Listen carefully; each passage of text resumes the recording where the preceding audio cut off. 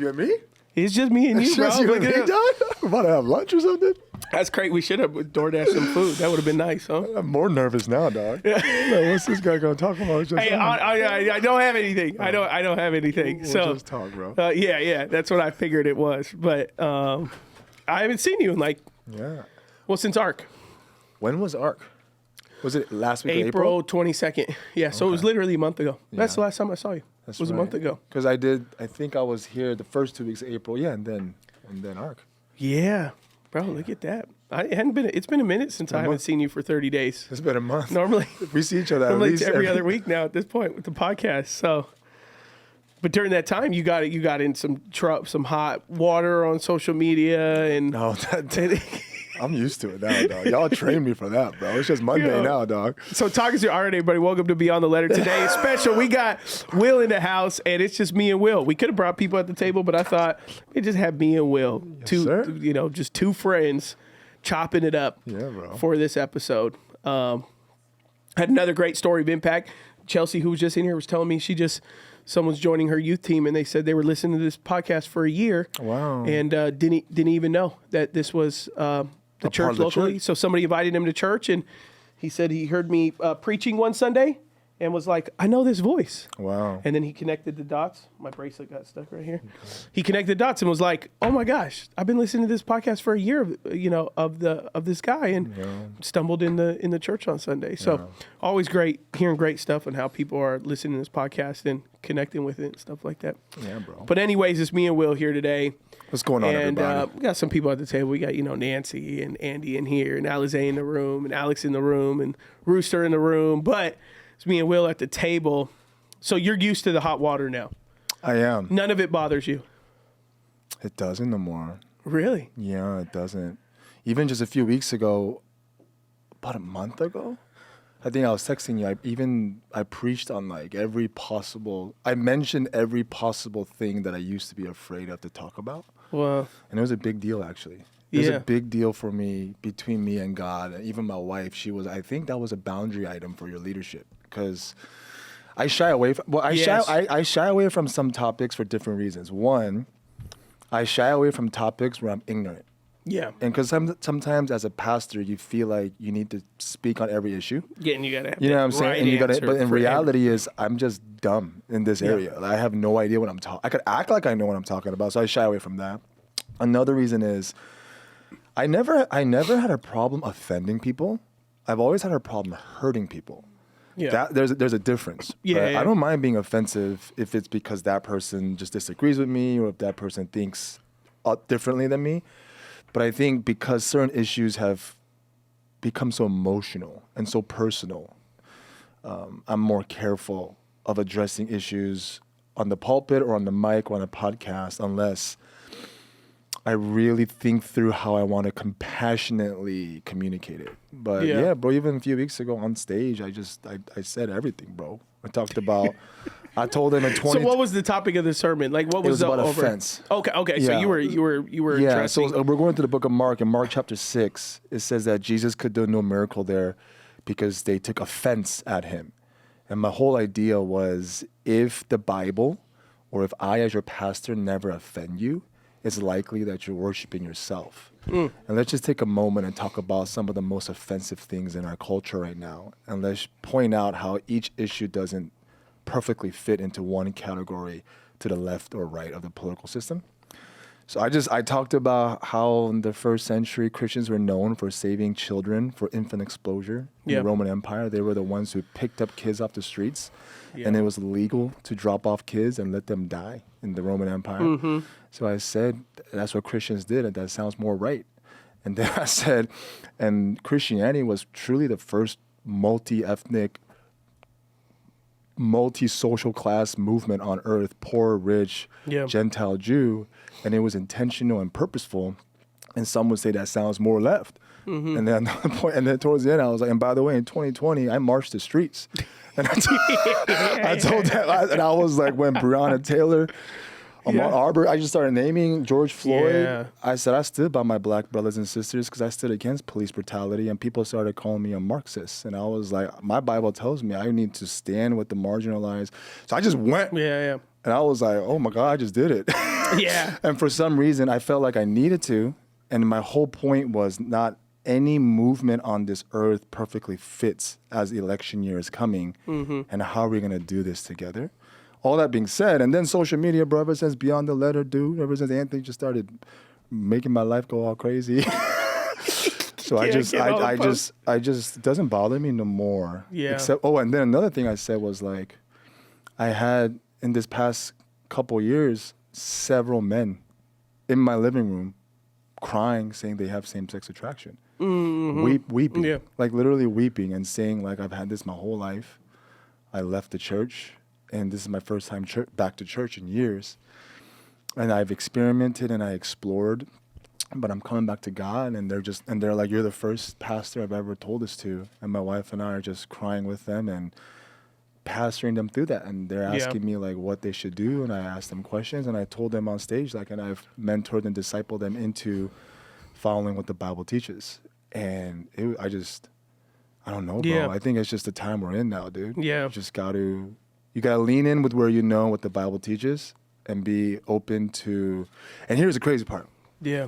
I thought I was getting ready. Yeah. Because you even text me that afternoon. Hey, y'all, you text me and Sammy, I hit some stuff today. I'm looking for what's going to come out of it, right? Yeah. So I was getting ready. Yeah. And most of the people that text me, Pastor, that was a great pastor, I got no messages, which probably means they were a little bothered by it. But I got probably close to a dozen messages of people saying, hey, I disagreed with some of the things you said, but I got so convicted to be courageous. And I got so convicted not to be scared. And they were like, and I'm so proud of our church that you're willing to lean into these issues with such grace and clarity. I've heard that over and over, which I did not expect. Yeah. So I feel like this generation is craving that. Like, even if I disagree with you, the way that your tone and your posture shows me that we're trying to create a healthy community and we're trying to be a church that's willing to lean in but not make it all about that. Yeah. All that to be said, but that was about a month ago, or maybe like 3 weeks ago when I texted you. Yeah. What's interesting, and I hope the trend does change, because for many years, church was all about assimilating to cookie cutter ideals and expressions, right? You say, hey, if this is the church I want to go to, then it has to assimilate all of the convictions and praxis that I believe in, that I subscribe to. And if it doesn't, even by an iota, then I'm going to go find a new church. Sure. And they're good as long as you don't even talk about it. That's what fascinates me. Like, I'm good if me and my pastor disagree, as long as the pastor just never brings up the thing that I disagree with. Then I'm good with everything else. And my hope that hopefully through this next generation, we can start to see an understanding of really how different everyone is, and also how we can, through our differences, not only dialogue, not only come to understanding, but respect how someone addresses, really at the end of the day, their convictions. Because even if you are ignorant on the ideal, for the most part, it's still a conviction. And when I was in school, my ethics professor, and I've taught it to our church before, he taught all of us, and to me, it really radically transformed how I view things in terms of conversating with people one-on-one. And it's really hard to put this into practice on a podcast, but you can definitely put into practice one-on-one. And basically what my ethics professor said, he said, everybody's values and convictions are different. And he said, this is the way you should view conversation when it comes to people's differences.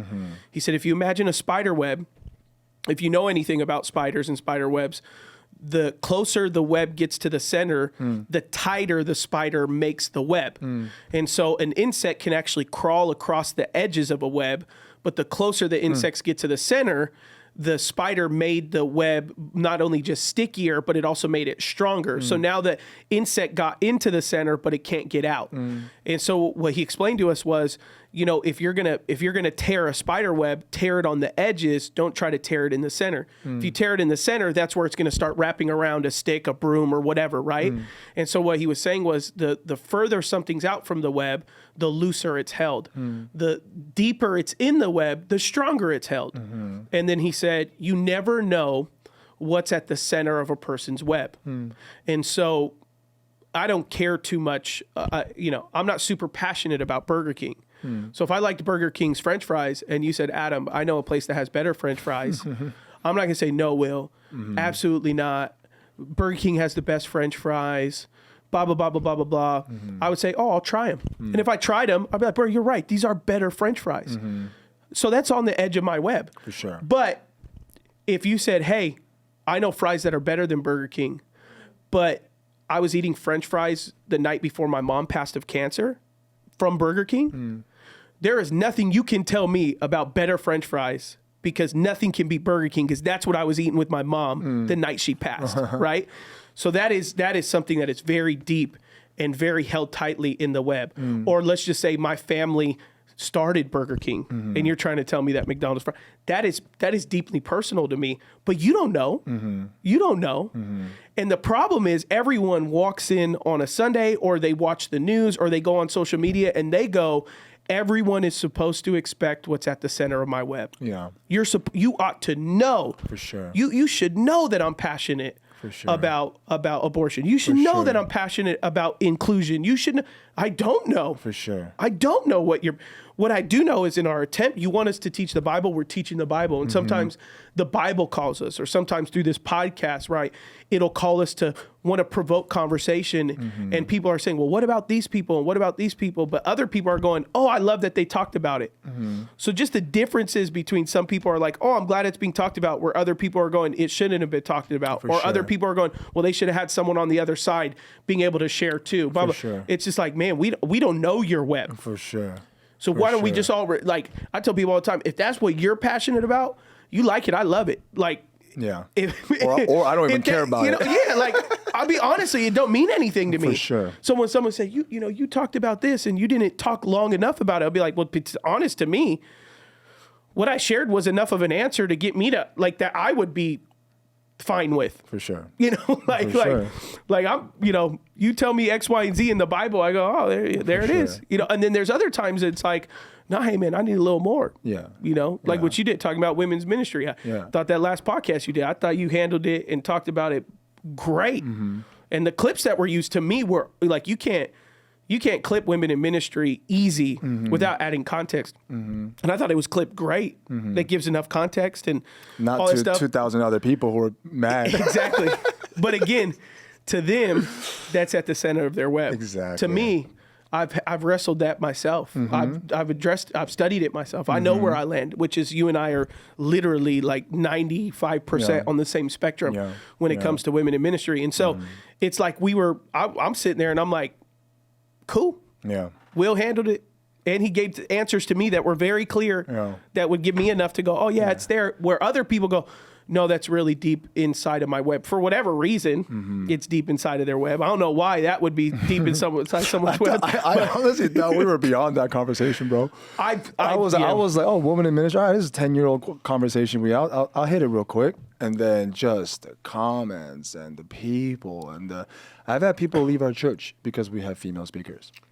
Oh yeah. We have people. We have people. What I always say is, and I'm fine with it. I say our church is a gateway drug. So we'll get you saved, and then you can become the little arrogant Christian you want to become. And you can go whatever new church you want. Sure. So you don't, you got saved in our church and we led you to Christ. Why? Because we preach the gospel at a level that you understand. And we also, to me, I think we have depths of maturity. We have great discipleship and all that. But the way that we address our mission and our outreach is to get the lost saved. That's a conviction of our churches. It's what we believe is one of our missions. And so it's like, so if you come in our church and you got saved here, you put 3 years of your life change. And then now that you got passion in the Bible, you saw one verse that I believe you're taking out of context. Even though you think it's black and white, it's not, because there's other verses that are black and white that you're not taking serious. For sure. You don't want, you won't let a woman speak on a pulpit, but your wife also doesn't have her head covered while she's in church. So you're picking and choosing what you want to ascribe to, and that's fine. But now that you're passionate about it, you're going to say, oh, I'm going to go find a church that fits this one thing now.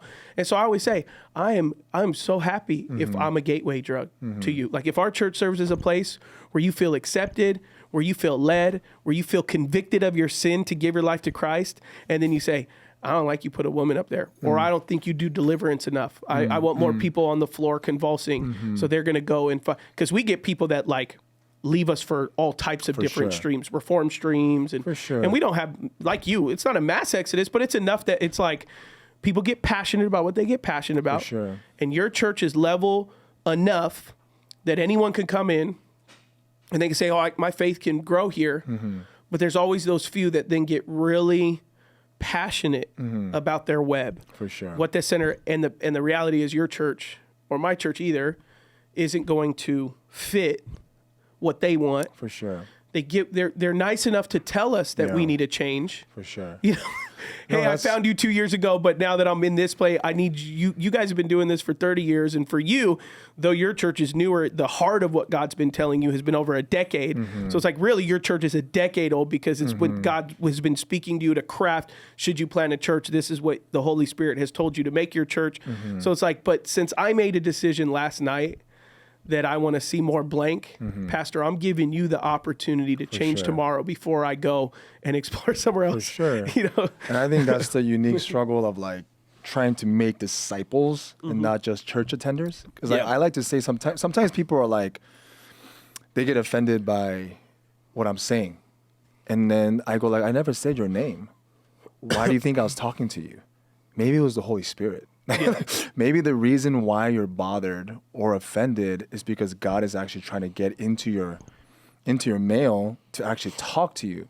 But because of your offense, like Nazareth, because they were too familiar with him, they grew up with him. It's like, so for me, I always feel like disagreement, offense is usually like the prime opportunities for someone to confront deeper issues and or to communicate and talk through how we can continue to move forward, right? So as a church planner, young people, I think, you know, Patria, Sabase Abundant, Patria is unique too, though, because you guys you're a church that has such a wide range of people, ethnically, like economically, generationally. So you're gonna be like, because at least for myself currently, like millennials, Gen Z, at the time being as mostly Asian Americans with, you know, with the vision to be more diverse. So it's a little easier for me, I feel like, than for you, because you're reaching so many types of people, right? So it's the broader you go in diversity, the harder it is to appease everybody. And I can give the pastoral answer, which is, you know, we don't care about appeasing anyone. But there's the compassion side that goes, man, I want to hear. When people come to me like, hey, Pastor, I'm struggling coming to church right now because I'm really passionate blank and you guys aren't doing it, I don't write them off. Hey, tell me about that. And I want them to feel like their faith is being matured in a way that they're wanting. Now, I feel like we have programs and discipleship models, and, you know, in the educated sense, we'd call it spiritual formation. I feel like we have very strong spiritual formation that can take someone from milk to meat in maturity. But I also feel like on a regular basis, I'm failing a lot of people. Not because our ministry's failing, but because how they have stepped into their faith, we are failing their expectations. And the natural human side of me wants not only to meet people's expectations, but I want to be liked, you know? And to serve them too. And I want them to, and I want to give them what they feel like they need. But the older I get and the more I find out that you can't appease everyone, and the more diverse that you get, the harder that becomes, right? And so I get why some people just go, hey, this is the lane we're going to run. And it may only reach one ethnicity. It may only reach one generation.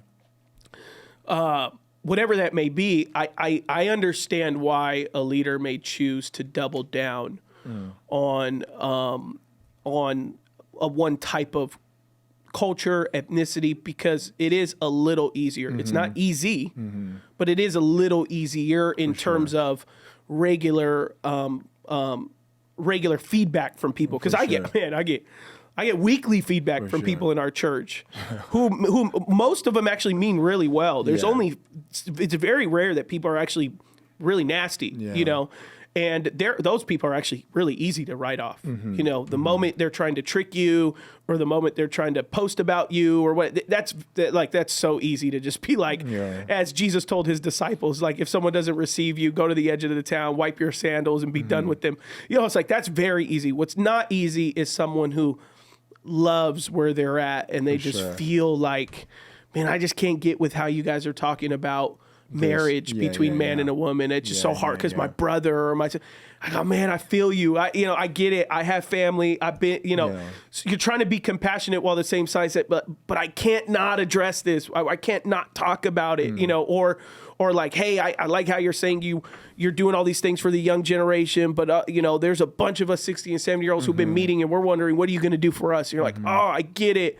I get, okay, but, and then I get younger people that go, hey, you don't create enough avenues for us younger people that are single to meet other younger people, because we can't get it on Bumble, we can't get it on and I'm like, oh, I feel you. I know we suck. We can't get you guys married. It's like, and then you just go home, you go like, oh, we suck.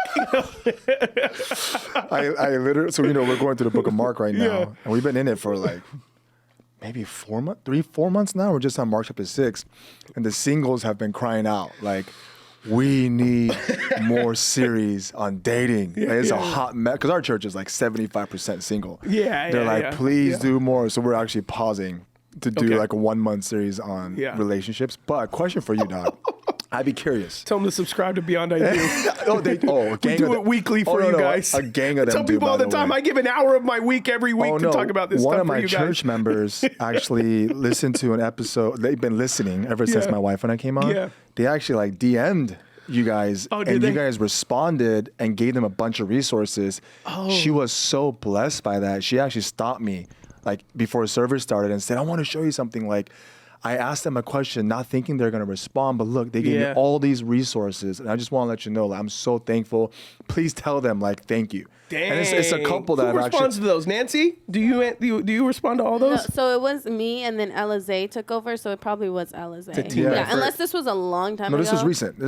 She stopped me like within a month ago. Yeah. Oh, so don't DM me. DM Beyond the Lair, Beyond the New, because you're going to get answered. We will answer, or comment, whatever you want. I have a question, though, bro. It would be insightful for me. I'd be curious, and maybe I could answer this from my context, too. Obviously, Patria, you're now the senior pastor. You've been behind the scenes. But I'd be curious, and I think it would bless the audience too. What is like 2 of your greatest challenges, like right now? Like what keeps you up at night? Like what are you like, oh man, like we got to work on this. We got to fix this. Or like, man, if this was better, we will get to the next level. At your stage, size of the church, what's like on the forefront of your mind as you're leading this? I think one of my biggest, if I have to, and as I'm answering, I might figure out a better answer. As I'm answering, I might have to cancel my first answer. Bring it back. I'm curious because you guys are so many years ahead. I'm always like learning as what you guys are doing. Well, I'll give a little bit of context. Essentially, the way we framed our staff, and also I frame myself right now, is essentially since COVID, because COVID kind of decimated the minority church, specifically the black church. Many of the friends that I have who have all black churches, our church wasn't all black, but we were a majority black. Majority of all of them, besides a handful, have yet to be able to build back their churches with their African-American community. Why that is, I don't know. I'm not Barna, so I'm not doing research like that. One can only guesstimate why African Americans haven't gone back to their church. What I think, and this is data I have heard, is baby boomers have not returned to church since COVID. And that's open data that's out there. They're the largest percentage of people who have yet to go back to church since COVID. So millennials are flooding the church right now. Gen Z are flooding an openness to faith right now. Gen X is it's a small generation in general. So, I was going to crack a joke. No, they forgot to, but you started with they are. Yeah. No, man, it's like there's not enough data with it's just like we love Gen X. It's just like, they're around, They discipled us, though. Yeah, At least exactly. a lot of Gen X guys were our youth pastors and stuff like that. So, no, but they are, Gen Xers are in church. Those that were in church already are in church, and there is culturally an openness to faith. But I say that to say is a lot of the historic black churches were comprised mostly of baby boomers. Mm-hmm. And the young African Americans, most of them were looking for a little bit more diversity in terms of a church expression. And so for us, we kind of got decimated from COVID, even when we reopened. It took years and years now. We're 4 years, going to be going on 5 years. We're 4.5 years or whatever that is since COVID. And essentially our church restarted as a church plant. That's what it felt like. When we started from COVID, we went from, in 2019, our average attendance was, 7,500 people on a weekend, 8,000 people on a weekend. And when we started in COVID, the first year, we were under 1,000 every single week. Wow. For a year. We started with 500 people. Most church plants start with 500 people. Yeah. What we had uniquely different was we had a building, but we started with our first weekend coming from COVID, and the next couple of weeks after that was 500 people. Most church plants start with about 500 people nowadays, and then it ranges down and up from there. But so we restarted our church and our ministry, and so when me and my dad had our installment service a month ago. And this surprised me the most was, we had a packed room. You were there, 100, completely every seat was to capacity. People were sitting outside. So it was a very well-attended service celebrating 30 years of our church. But when we asked people who've been here for the first decade of the church, only a few hands went up, who were here for the second decade of the church. So it's not too far away. That's 12 years ago, right? Not too many people raise their hand. We said, how many of you guys have been here within the last 10 years with us? 90% of the room raised their hand. If I would have went further and said, who's with us the past 5 years? I think over half of the room would have raised their hand. And so for me, what's keeping me up at night, because we're seeing a renewal at our church of a few things. We're seeing Catholics come to Christianity more than we ever seen in our life. Interesting. So pretty much right now, 1 in every 2 person that's being led to Christ at our church has come from Catholicism. Wow. And the type of Catholicism, which is, I haven't been since I was 6 years old. Or I went to Easter once, and it was back in the day when it was Latin masses. So they didn't even speak English. So it's like, for their concept, they have no idea of like what church is. They don't know what this is foreign to them, what we're even doing. And so there's this huge concept of literacy in terms of church and worship. What does it look like to worship God? So I have a big burden to feel like having to explain that to a new generation. It's very common for you and I. We know what to do when we go to worship.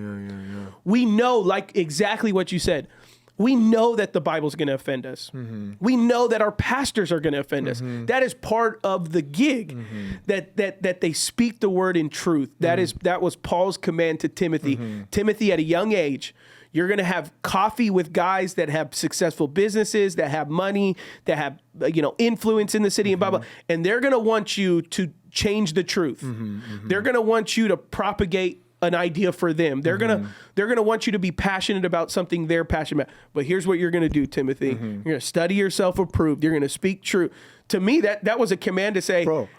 I wanted to get offended when I was in my early 20s. I was like, hey, tell me everything that's wrong with me. Offense. No, me too.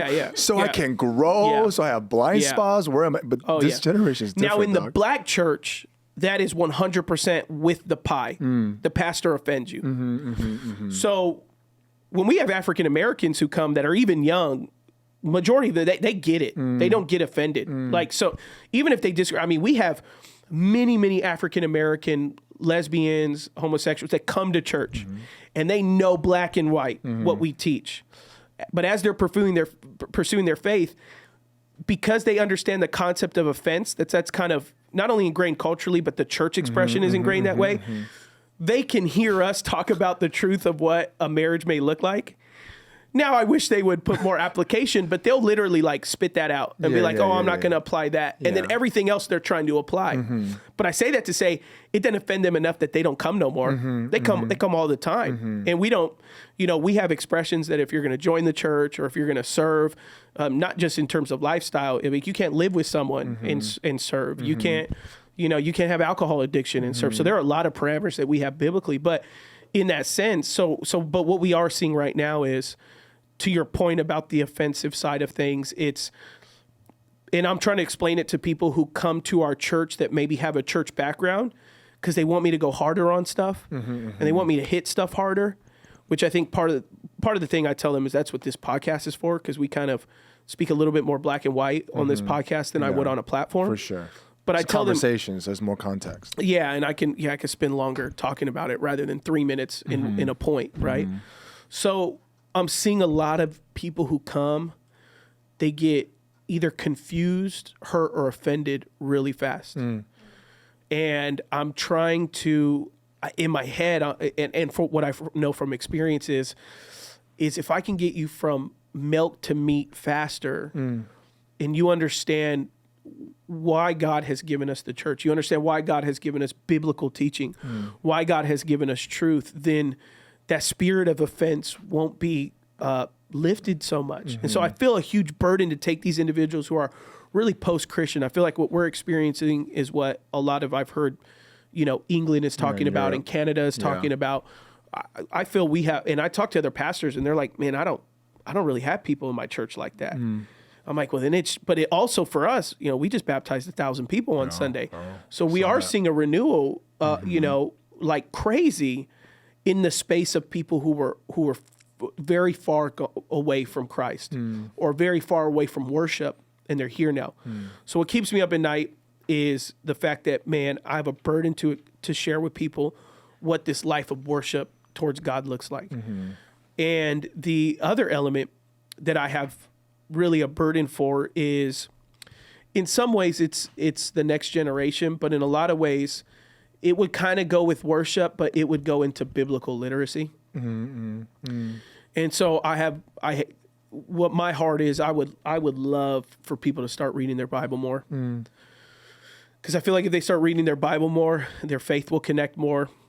And I feel like I know it, like I know that their faith life is going to grow. I know that their understanding of where they worship is going to grow. I know their confidence is going to grow. I know that the Holy Spirit is going to be louder because the Holy Spirit, we are informed by the Holy Spirit's impression is informed by our knowledge of the Word of God. The more that we know the Word of God, the more the Holy Spirit can impress upon us because His Word has transformative power. And so to me, it's just like we do these discipleship sprints, blah, blah, blah, blah. And the focus is like, we want to break down in bite-sized pieces the Bible as much as possible. Now we don't take that necessarily. We do kind of take it to a Sunday approach. We do what I would say is topical exposition. Some people do pure topical. We do a mix of both. So we do we do a chunk of scripture. We break down that chunk because it's my goal that I hope people who are hungry, they'll revisit it during that week and they'll sit on it and they'll simmer on it. I'm not too concerned right now with like church programming or anything like that, special programs or how do you get people members or whatever. I'm like, there are people coming to the front door who are so hungry to know God, but before we can even explain it, just their politic comes in or their background comes in, and it's like, so we're working. We got something we're launching in August or September. Hopefully is going to help with this. Y'all always got something y'all launching. We're going to be building a new studio next door to this wall right here, and that's interesting. Does that make sense? Yeah, Does that answer anything? It makes sense. It makes sense. I was thinking two things. I think your answer was very pastoral. There's a very pastoral element to it. I was also curious, even like on the leadership end, what type of decision makings are happening that keep you up? Like, we got to do this, but we don't have this, or we need to make this happen, but we're stuck here. Well, okay. Well, here's my burden in terms of may be interesting to people or may not, because it's a leadership church thing. Yeah, I think people will be this answer, and you know this answer. I have a complete burden for not only more pastors to go into ministry, but for more minority pastors to go into ministry and plant churches. And I have a burden for more churches in ethnically diverse communities to be planted.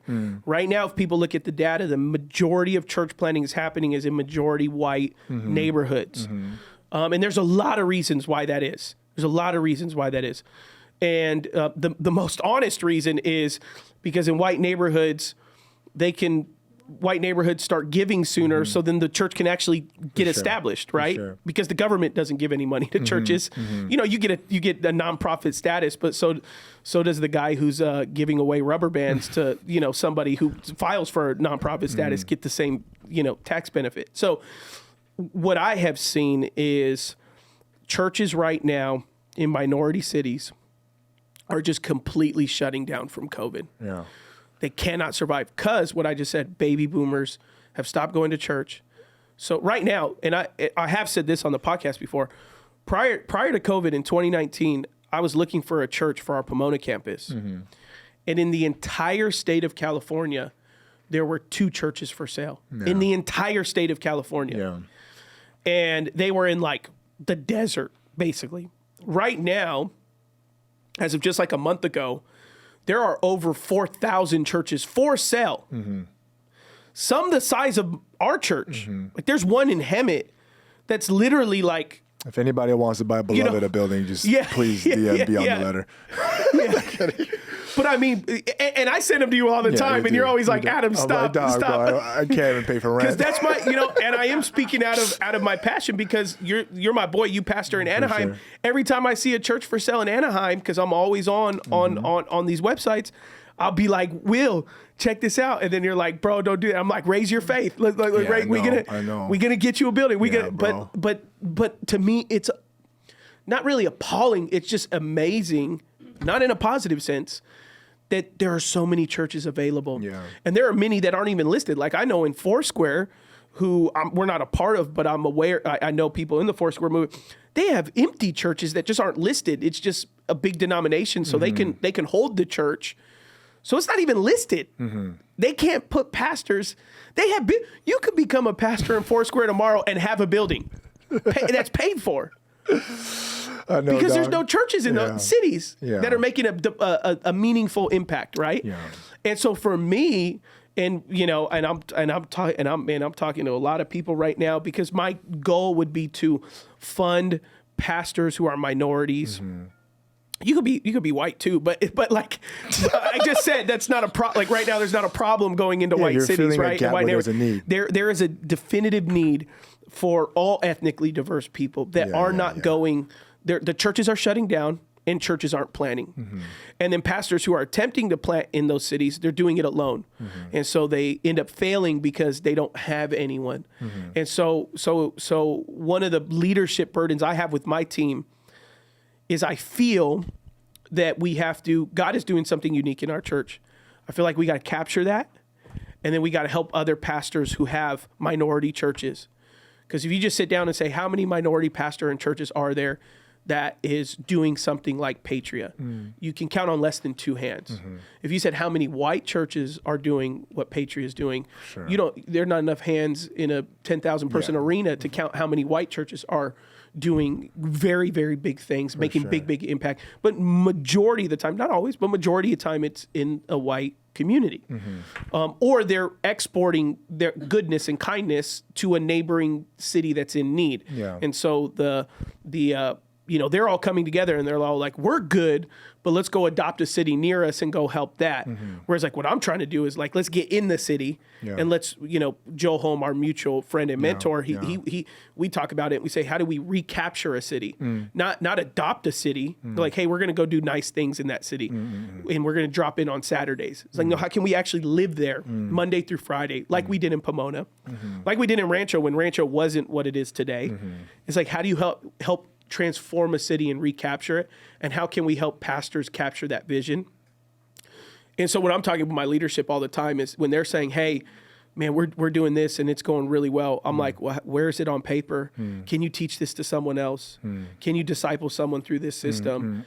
Can you mentor someone and show them this? Like, that's what I want, because I don't want I don't want us to be a fat cat Yeah. that's just like, wow, I wish we was just, if we could just be like, it's like, no, we want to see you. Yeah. We want to see you do this, and we passionate about, and we'll do it on our dime. Yeah. And so I'm privately fundraising with white nonprofits and all that to say, hey, this is what we're trying to build.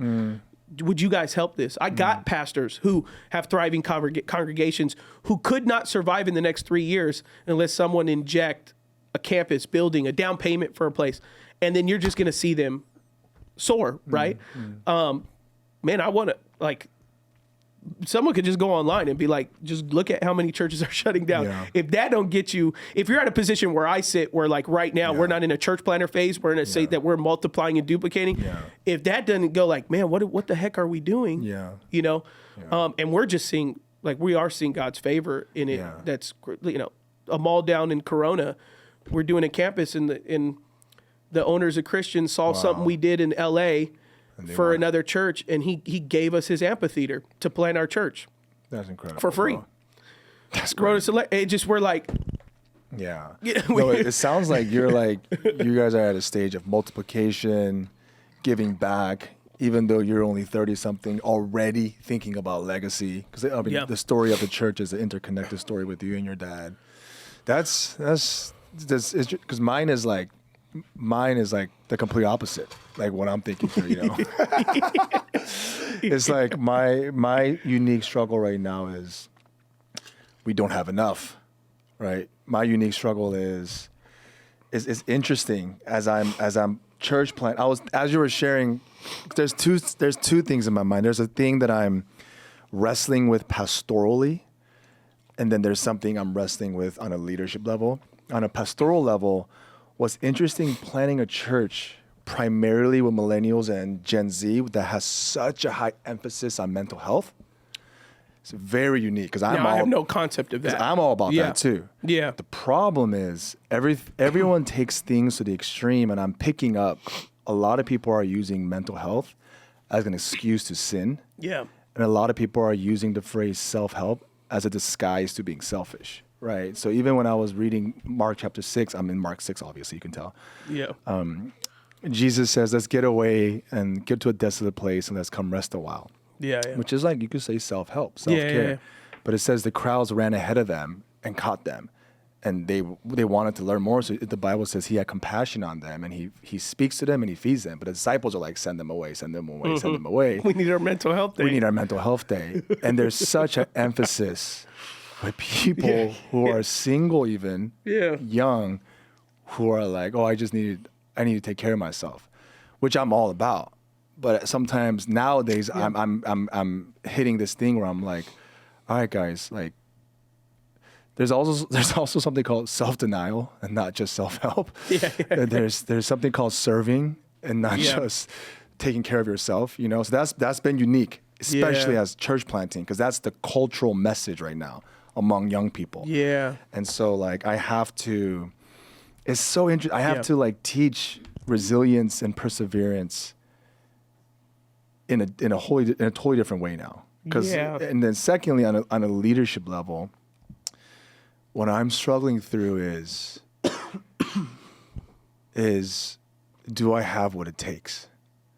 I'm gonna get like, wow. Yeah. it's like, God, do I have what it takes to do what I think you've called me to do? Mm-hmm. It's like, I have such a big vision and I have conviction, but I think 2.5 years into planning a church, or even for those who are business leaders, is like, do I have what it takes? And obviously I come to a place where the answer is yes, but it's like, that's been a unique challenge. And then when that happens in my mind, I obviously start getting frustrated, where I'm like, how come so-and-so is not working as hard as me? Or how come these people don't care as much as I do? And then my tension is, all right, so how do I engage this? Do I confront them and almost like force away, or do I patiently wait and father them and cover that? That's been like, Yeah. last several months, you know? Yeah. So it's been a unique, Yeah. it's been unique challenge. Yeah. Yeah. Well, I found for me, and I think my dad experienced it the same way. I mean, I have those thoughts, if not weekly, monthly. Yeah, daily. Yeah. I mean, I even go back. I told my like accountability group, which is my brother Nathan Sanaz and Aaron and Erica, and then my wife, the day of the transition with me and my dad a month ago. That Saturday night, I woke up at like 3 a.m. And I wanted to cancel all of it. Like I wanted to be like, let's just celebrate 30 years. Let's keep my dad in his role. Let's not change the church's name. I'm not cut out for this. Like I'm gonna burn this place down. Like, You felt that too, huh? yeah, I just felt like I was gonna be the biggest embarrassment to ever, like the biggest laughing stock. Like my immediate thought that I had was, you are gonna become the biggest laughing stock of the church of the 20. I don't know if we're in the 2nd century, 21st century, I think we're whatever it is. 21st.5. Yeah, 0.5. Wow. I just really felt like we had gone so far, and then it was like now the concept of it all following on me was like settling, and I had such a conviction of what we needed to do. Which is was not, crazy because like, that night was one of the most powerful things I've experienced in a while. Yeah. As thank a you. participant, Yeah. I was Yeah. like on fire for you. Yeah, You know what I yeah. mean? And we were like, but I was so set that it was just all gonna, not in that moment. I felt like over the next year, like it felt like the enemy or myself, whatever you want to call it, was just like, you're gonna ruin this. You're not cut out for this. Your dad was cut out for this. But like to your point, I'm much more aware of my rest, my mental health, and it was almost like your dad knew what it took to do this. You're not going to do it. You're not going to do it. You're going to take time with your family and my dad did that stuff, but not often. But it was like I'm more aware of my mental health and my health, us being millennials and then those younger. It's like I'm more aware that like I have vision I want to sacrifice, but not at the sacrifice of blank, my marriage, my kids, my whatever. And it was almost like on top of that, it was also like there's just a certain type of persona that it takes to do something big. And to me, there's many times that I still view myself as a 9-year-old child just trying to get somebody to, want to give me attention, in a meaningful way that didn't mean someone was trying to get to know my dad, and so that was, it was just so set that that's how it was going to be. And I was like, and then we're going to announce this name change and then it's going to really feel like it's on me. And then and then I know I'm going to get haters. And so like, that's going to happen. And so all that boiled down, and literally 3 a.m. I spent about an hour really contemplating, okay, if I cancel it, what could it look like? If I call my dad tomorrow morning and I just say, hey, the day before. Yeah, Actually, this is the day of, the morning of, and I'm gonna be preaching that morning too. But I'm just like, okay, if I call my dad, I could tell him, let's wait a couple years. We got a good thing going, and blah blah blah, and then we could change the name stuff. We can go back to that. We can pause that. Maybe we'll just change the logos. Maybe it's like I started like, because then it was just like, hey man, you just know you get out there. It's going to be all on you. If you crumble this, it's all on you. And then I felt, as you process out loud, and then the next morning I tell my accountability, hey, this is what I was thinking last night, blah, blah, blah. And then they start building me up. Hey, no, that's your flesh. That's the enemy, blah, blah, blah. Don't worry, blah, blah, blah. And then it didn't get better the week of, then we do everything that now it was beautiful. Like right when me and my wife walked on stage, people are on their feet and they're like, that was assuring. But then when we name changed, many people were like, never mind. Sit back down. Yeah. Now, 4 weeks later, it's astounding how many people are excited about the name and the name change.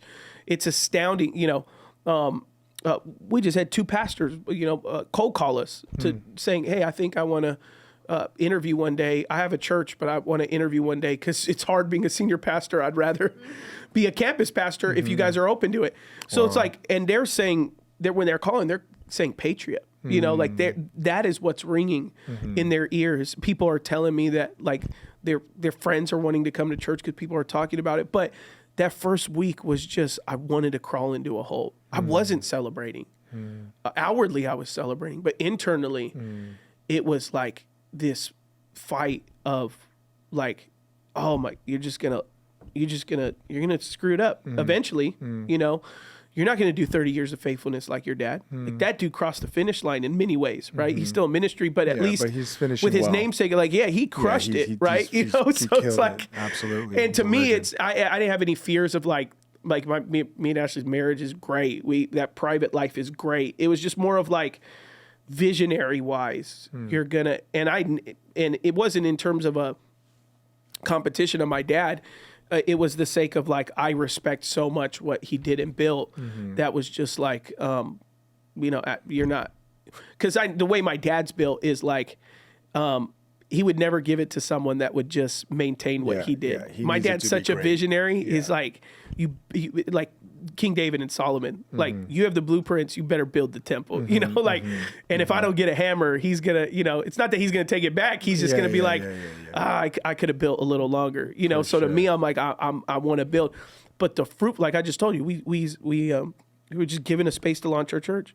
We got a meeting tomorrow with someone that might give us a building in Corona. That it may happen, it may not, but they may give us a building. We have a meeting. So it's like, God's showing me over and over that he's in it, as I'm sure he's affirming you. But you know, and then we see how many baptisms we had, and double in our church's history we've ever done. I had a great long text from my dad that was just like, I'm so proud of you. And he said all these meaningful words that were like, you're going to take this further than I ever did. And I see it in you, and you're such a great leader. And he just affirmed me, you know, left and right in a very proud way. He texted my wife, Ashley. It was her first weekend ever baptizing someone.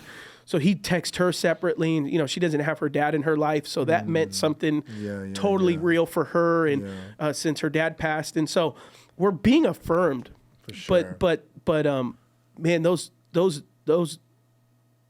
moments of quiet that you're just like, because in between all of this is people DMing you, people commenting how much they don't like you or whatever, right? So you have an outside noise. For sure. You know, you're going viral. For sure. Sometimes, like, I have my comments turned off on everything, but I accept anyone who goes to our church. I'll look at it and then I'll accept it. And then once I accept them into my like feed, then I can see their stuff all the time. But the outside stuff, it's just like you to a certain way, you kind of have to isolate yourself a little bit, or else, because for me, when I see stuff like that, I do sit on it for a long time, you know. I don't care about anyone who makes a stupid joke like, oh, that guy's overweight. That stuff don't get to me. It's the stuff of like people I've had conversations with. Yeah, those always hurt. And then all of a sudden, like, those actually hurt. Yeah. And no, that's actually, I rarely hear you talk vulnerably. You know what I mean? And when I think of Adam, I'm like, oh, this dude's just going. He ripping, running. He's confident. He's ridiculously gifted and competent, and he has the character. So even just to hear that you're going through that, it's insightful. You know what I'm saying? Because you're usually the one, at least for me, I hit up when I have questions or when I'm not sure how to move forward. Yeah, and then even hearing you, for me too, it's like, in those moments, like, because I sermon prep in my garage sometimes to get away from the kids. And it's usually like when I'm discouraged like that, I just need to hear from God. Yeah. It's like, all right. it's like, all right. It's like, all right, God. Like, I'm here. Yeah. Like, I'm going to turn off every other ambition, every other goal, every other desire. And if you've called me to it, I'm going to do it. And then it kind of like recenters me, you know, and then I re-engage one step at a time, one step at a time, one step at a time, one step at a time, and then just get my directions from him, you know? Yeah. And so even hearing, because that night was special, bro. Like that night when you guys had that service, the way the whole team, I saw, I'm a leader, so I'm watching, I'm not just watching what's happening. I'm like, look at them running around. This is all planned. They strategically thought this through. They should be so proud of themselves. They absolutely killed it. Like, I was blown away. I left there going like super impressed. Yeah. You know? So that's thank you for that. But behind closed doors though, Oh, I'm fighting for my life. And I just had a week before I had my appendix surgery, removed. dog. And, Yeah. And so, and then, I see you the next day in Alabama. You and I are in Alabama at a conference, and I'm spending 3 days at this conference, and and this is the truthful thing. We're there at this conference. We're asked to be part of like a leadership team that they're putting on, and you get thoughts like, "But you don't belong here." Bro, your wife's been crazy. You don't just go home. I speak there. Go right? home. Yeah. I speak there, and I look at my wife and say like, I'm here at this huge, one of the largest things. Yeah. If they actually knew what I was doing, I'm just an imposter. Yeah. I'm literally thinking that back of my head. I'm like, if they visited my church and saw how small we were, how insignificant we were, I would never speak on the stage. And that's like in the back of my script as I'm like one of the main speakers or the mini sessions. Yeah. So it's just crazy how like, and my wife's like, what you talking about? Like, no, I'm proud of my people. I'm proud of what we're doing. But what I'm saying, like, I can't help but like what you said. Like, do I even? You're like, there's so many more impressive people that could 100%. Be taking this, 100%, the air in this room. Yeah. Because me on my side, I'm looking at you and I'm going like, man, Will belongs here. That's crazy. That's crazy. And then you preach and it's just like crazy, and I'm just like, dude, I could never do. I'm sitting there, I'm like, I could never do that. I could never take the 10 minutes he took. I could never explain the way he just explained. I couldn't rally people around this spiritual idea. And so I'm sitting there and I'm like, almost like a Isaac, like, Will's on the altar. He belongs to be on the altar. Correct. I'm gonna go get a coffee. Same thing, dog. I'm gonna get out the room. I'm gonna, like, I don't belong here. Like I'm just taking air. I just got good ideas. Like I'll leave. Like it's like one of those things. Like I hope, because then you always get conversations where like I forgot who it was. Maybe it was in that same conversation. Someone asked like, hey, if Stephen Furtick ever asked you to preach at his church, would you do it? And my answer was, I wouldn't want to do it. Not because I don't like Stephen Furtick, but because I would want to commit suicide leading up to it. Because the amount of either mental games or enemy games, I was very honest, and I was just like, I don't think I'd want to go through that mental depression that I get for stuff like that in order to do it. So I said, if that's what the Lord wanted me to do, and then Aaron did ask me, he's like, hey, if they ever asked you to do that 10-minute thing, would you do it? I said, I'll do anything God wants me to do. For sure. But do I want to do it? No. Did Adam 8 years ago want to do it? Yeah, I used to look at that stage and I used to tell myself, one day you'll be there. Now, I still haven't been there. And the difference is I don't want to be there. It's not that I'm content doing what I'm doing.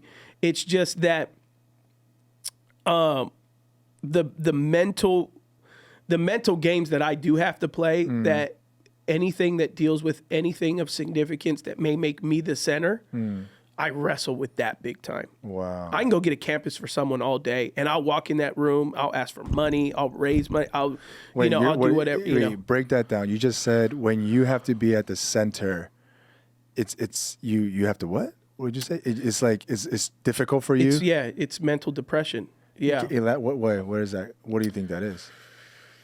I went from a place for so long that thought that I was like at a young age in my 20s, I wanted to do something so significant, so bad that I thought that you had to lead on a platform in order to do that.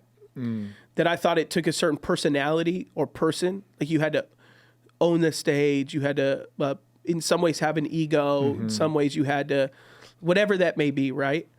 And then when God took me through a desert of never getting credit for anything, because I used to be a youth pastor, and I had the largest youth ministry in our church's history, and I had said in my head, I'm going to be that next Rich Wilkerson Jr., Chad Veach, And then my dad goes, hey, I want to pull you out of youth ministry because you did great and it can self-sustain.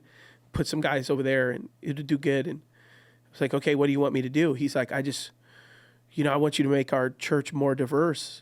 Like, okay, so what does that mean? I want you to put on our services and be over our worship team and our media team, and I'm gonna be going on television, and so I want you to own my television show. And I'm like, So I had convinced myself I'm going to be the next Rich Rogerson Jr., and then I'm going to be running my dad's television ministry for 6 years. And it was like, okay. And during that process, it was like the Lord was like, because then our church started growing and we started making a big impact. And it was things that I was like, oh, actually, you can have influence by not being the person on the platform. And you can affect impact and you can affect change. You could do great things while not being the person who gets the credit.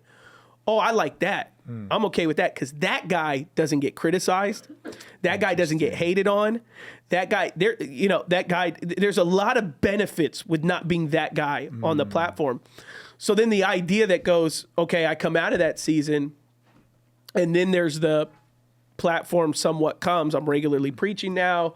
We got, podcast ministry and all these other things like that it was like, it's like, okay, when you have to become that center guy, not that I fear I'm going to become that guy at my young age. It was just the fact that goes, I don't need to do this. And in fact, I don't want to do this because I'm passionate to talk about the Bible. Yeah. But I'm not passionate about ripping against culture right now that to me is so like no one's on the same page. For sure. So it's just it's that idea that's like I know I'm gonna step on toes. I know some people aren't gonna like me. I know some people, and the moment you start playing that game in your head, which I do, I am a person that plays that game in my head. Yeah. The moment I go, I don't want to do that. Yeah. Like on Sunday, I have to tell myself every single morning, get up there and pull your heart out because. The other side of me was like, could someone preach? And I'll just sit down and I'll listen. I'll amen. I got no problem, I have zero problem sitting down. Yeah. I have a lot I want to say and I have a lot I want to talk about, but it's that anxiety and that again, that's why you rest upon the Lord. But it is, you're totally aware of your self-lack. Yeah. Yeah. And in that I'm like, I'll celebrate someone else all day doing that. Well, you're pretty much screwed for the rest of your life then. Because that's what great hope. This is. I think this is really insightful for me too. You know what I'm saying? Like to even know you. Because I stream in your services. I almost jacked your distress and stress thing. By the way. Oh, I bought a Spider-Man. Did you? I was ready to do it. I was gonna say, look, y'all are not distressed. You're just tired. Get to work. Like, y'all are not going through a hard time. You just lazy. God wants you to have a work ethic. Stretch. Now I was gonna cut it on. I was gonna give you credit. You know what I mean? Take it, bro. But it's interesting, bro. It's interesting to know, and I think for especially people who are listening to know us who are doing this as a full-time job, and it seems like we don't feel these things. Yeah. Yeah, that we're still. Seems like we wake up every day and we just like, we're going to take over the world for the kingdom of God. And, and that's my heart, but that's not my mind. Yeah. And it's interesting too, because like I find myself drifting lately, especially because I've been invited into this new space, especially this past year. Yeah. I find myself like coveting, like, I wish I didn't have to preach so much and I could actually do these things, or I wish I didn't have to. But then God's just continuing to remind me, like, no, this is your gifting, this is your calling. Don't shy away from it, lean in it, and then don't forfeit your birthright, right? This is your birthright. Don't be a Esau and give it away. Just, hold on to your birthright, Yeah. So, yeah. This is good, bro. Good. Yeah. No, yeah, I totally relate with you on that. I'll go to, these pastor gatherings. I'll go to these gatherings and I just, and some of our mentors who have been on this podcast before, Brad Lomenick and Pastor Lee Doming and others, they'll be like, Adam, you're too quiet in these rooms. Yeah. You want to tell me something happened at the dinner we were at? Remember I brought Pastor Wayne Francis to you? Do you remember there was a black dude, red bomber jacket? Oh, yeah, at the Ark the night before. Yeah, we were in a circle. Yeah. And I think it was two of them were like, oh yeah, we're going to come to California. We're going to be in the Inland Empire area. I was like, oh, are you speaking at Abundant? Because at the time, you didn't know. They're like, oh no, but we heard about it. We heard about Abundant. Yeah. And I was like, oh, do you know Adam Mesa? Oh, we heard about Adam Mesa. I was like, he's right there. He's like, hey, yo, let me meet him, bro. Like, take me with you to meet that guy. Which is crazy because anyone that I talked about you, they're all like, oh, we know him. Like, can you actually introduce me to him? But in your mind, it's like, I don't belong here. Crazy, dog.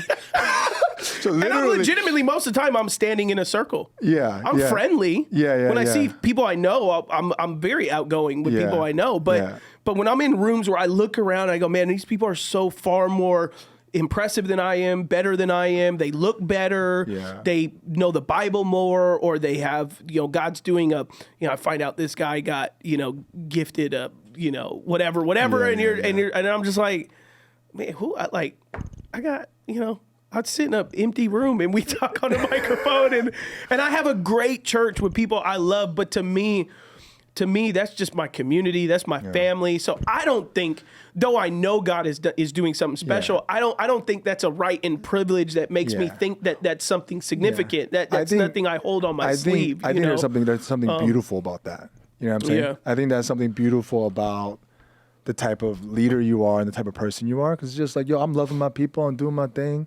So when I come into these flashy rooms, I feel out of place because that's not what I'm doing. I'm not in these flashy spaces. I'm like, I'm busy. I'm working. I'm pastoring. I'm doing funerals. I'm making discipleship plans. I'm leading the church. But when then we get into those spaces, it could feel not like that. You know what I'm saying? It's a different environment there. So because I remember I brought him over and he was like, what's up?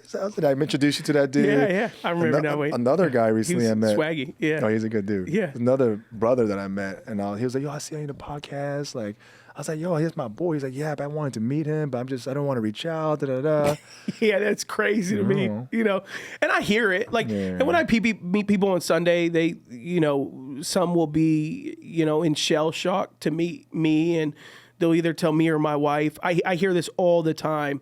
Like, to me, I'm meeting a celebrity. That's what they'll say to me. Like, oh, it's like I'm meeting a celebrity. And they're not saying that I am a celebrity. They're saying in the same way, if they met a celebrity and the shock that they would have, they're actually getting to talk with them. That's what they're saying to me. But I'm so honored when that because I know what they mean by that expression. Sure. They're not putting me on a pedestal. They're just talking about how much of maybe our ministry has made an impact in their life. But in the same coin, being aware of the broader picture, how insignificant I am as an individual. Now, God can use me just like he used Moses' staff to part the Red Sea. That I'm aware of. He could do that, and he could use me, and he has used me, and he's used our ministry. But I am fully aware that if God would release his hand of favor or release his blessing from me, all of that would strip, and no one would ever care to know what I've done, where I'm at. I can go work tomorrow in the warehouse in Amazon and maybe for about 90 days, people would wonder where I was at. On day 91, for sure, whoever's the new guy. That's real talk, bro. And I am so aware that is the reality of life. Yeah. And it's not that I don't want to live in my mind doesn't ever let me live in that place. That's good. And I know other guys who are very confident that are like, I know I'm crushing it, and I've wanted to get to this point, and I know I belong at this point because I know how much I busted my butt to, and I don't even necessarily think that's a bad way of thinking. It can get bad, but it's not necessarily in and of itself. For sure, it's not really a bad. Because I've heard from guys, hey, what does it take for me to know this person, be advised? 'Cause I feel like I've done things that's equal to or lesser to people in that room, and then it all boils down to relationship. But I've just never. My mind doesn't. And I feel like if my mind went there, I'd become the most, narcissistic, ground pounding person in the world. Yeah.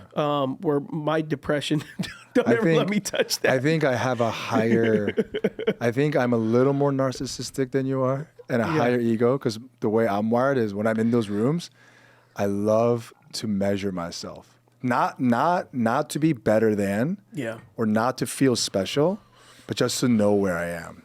Because I'm always trying to get better.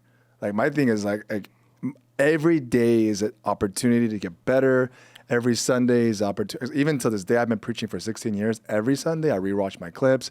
I created my own point system. Yeah. I look at my leadership. I'm asking my own staff members, give me feedback. So when I'm in certain rooms, I like to feel embarrassed, or I like to even fail sometimes to be like, okay, I don't yet belong, because I separate my identity and my ability. Yeah. All right. Because my identity is my value, but my ability is how good I am at something that I do.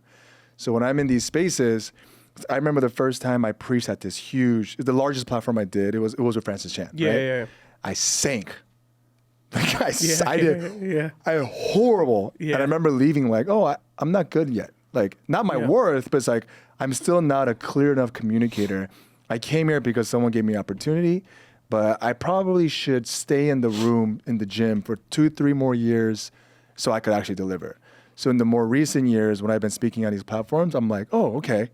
Oh, God. Oh, all right. Yeah. I can hang now. Like, this is where I go. But then now I go to another room, like leadership stuff. Yeah. Like when I'm around you and ideating, thinking, and implementing, and marketing and creating, I'm like, oh man, I really still suck.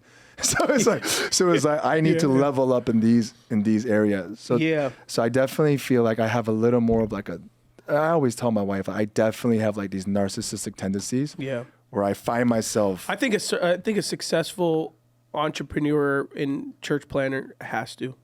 Yeah, I think they have to think they could do actually something. Yeah. There has to be a degree. And I say all the time, people go, "Oh, that's not true." I think you've even said, "I go, hey, I couldn't be a church planner. I don't think I could. Yeah. I genuinely don't think I've owned businesses. I've got businesses off the ground and stuff, but the church planners I know that have been able to get their churches and their community off the ground, I don't think I could mentally go to the place that a lot of you guys have to go to. I did, and it's not to me just within the framework of narcissism.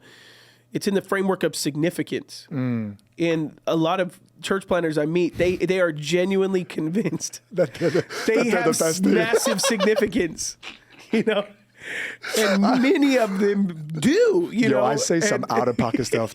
I'm just going to full disclosure. This is the type of stuff I say. It is very vulnerable. Yeah. I have nothing to hide. Yeah. This is how egotistical I am.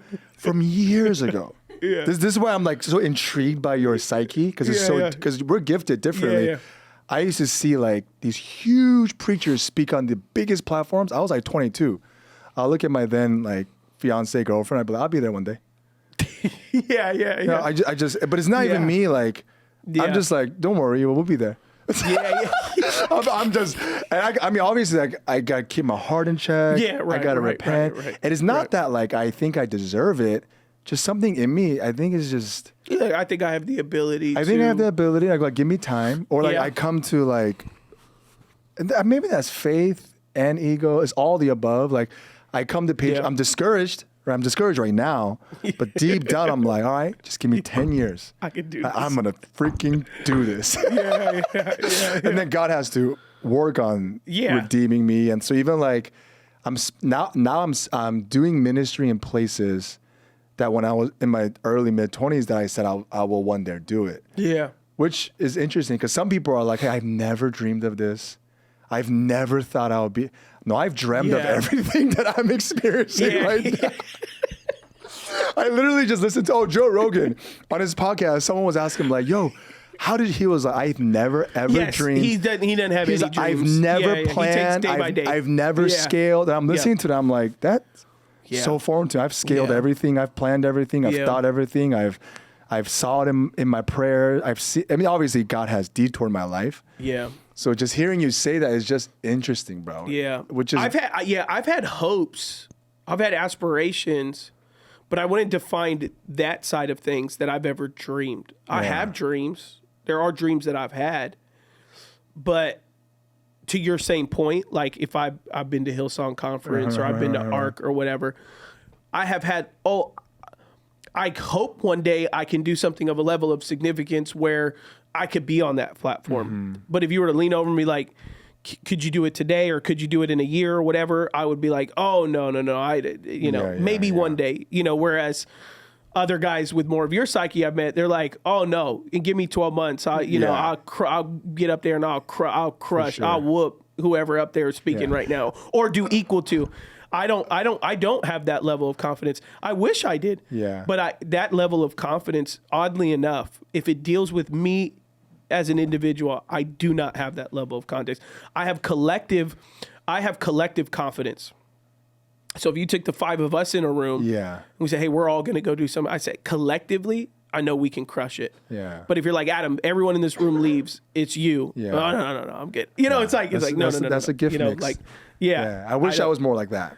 To be honest, I'm But you growing. couldn't church plant if you were more like me. That's true, Because too. I don't. My personality That's can't true, church too. plant. Like this is a There's type a way of I could do okay, but this is the type of mentality I have, and some of this I think is being Asian, because Asians, we're like the perpetual foreigner, and I always feel dismissed.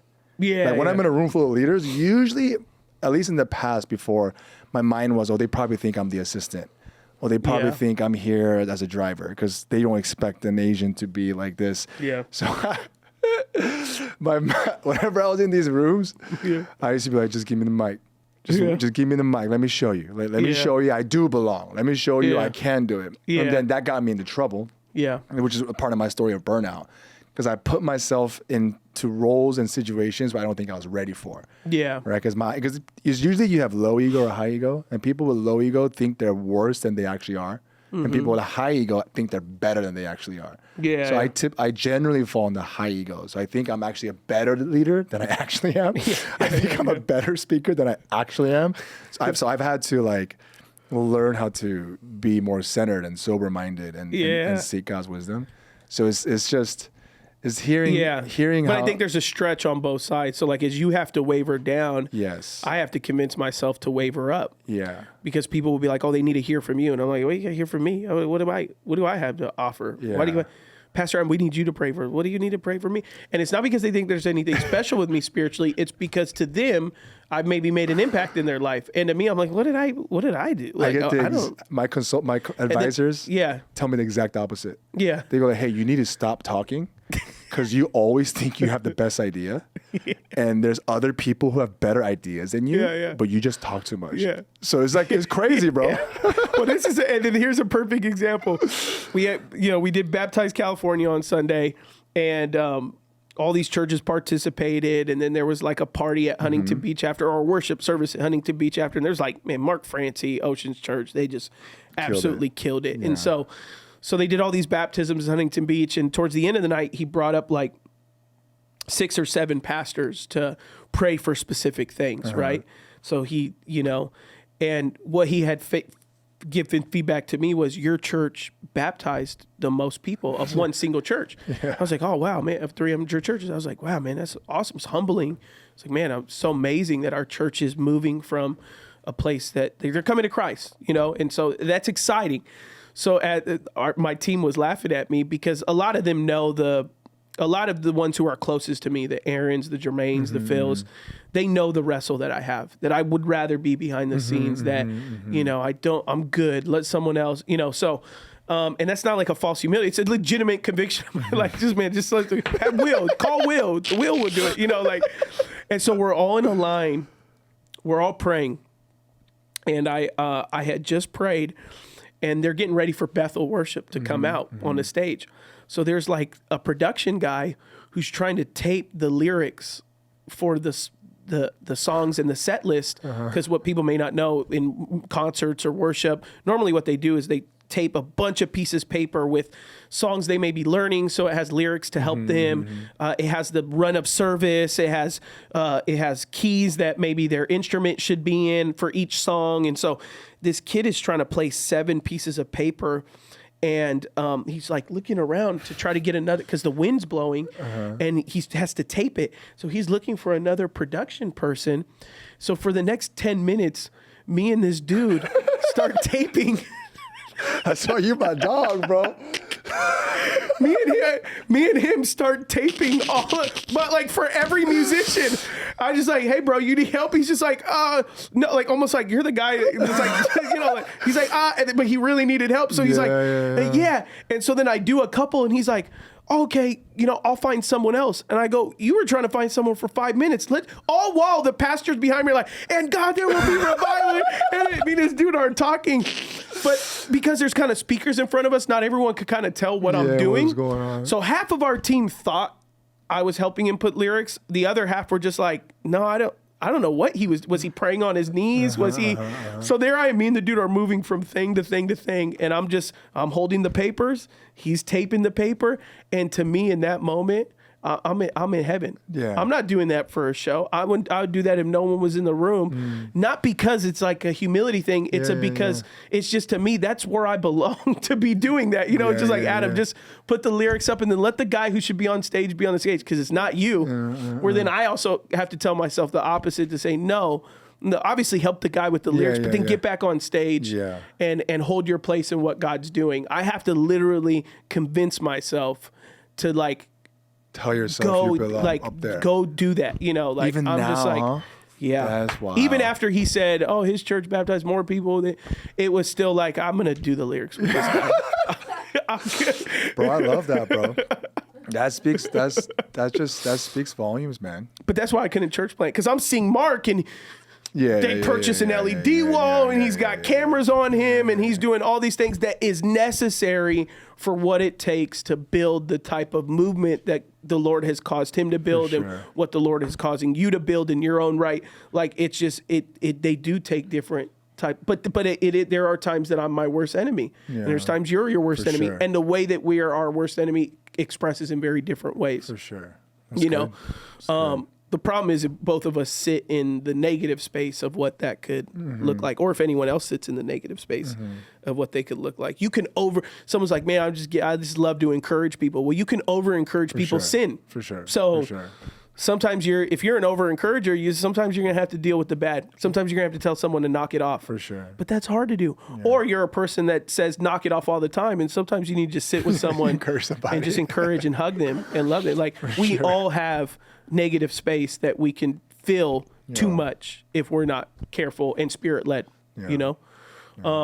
You look at the Apostle Paul. Apostle Paul's like, we're killing it so much. We're preaching the Bible. Get some elders here that can feed the people while we keep preaching. That's what we, like, to me, that's like, oh, the Apostle Paul is like, though he's humble, he's thinking very highly significant of himself that high ego. He needs to bring some elders in here to feed the orphans because he's got to preach the word. You know, like, man, you know, like, so it's there. You know, those moments are in the scriptures of people who are dealing with all sides, right? Yeah. This is insightful stuff, even as your friend, hearing you process this stuff and seeing how you're wired and seeing how you're gifted. Yeah. And I think you've created it, and you've created a system and a structure around you to thrive according to your gift mix. Yeah. That's good. Yeah. That's good. Yeah. Man, it was a great conversation, bro. That's good, Thank bro. you for being. Are you with us next week too? Yeah. Was it back to back? Back to back, baby. Let's go. Back to back, All right, everybody. Thank you for joining us for Beyond the Letter. What could be a takeaway of someone in the comments? I want to hear from people if they struggle with either side of these. Either struggle. Their takeaway is Pastor Will's a narcissist.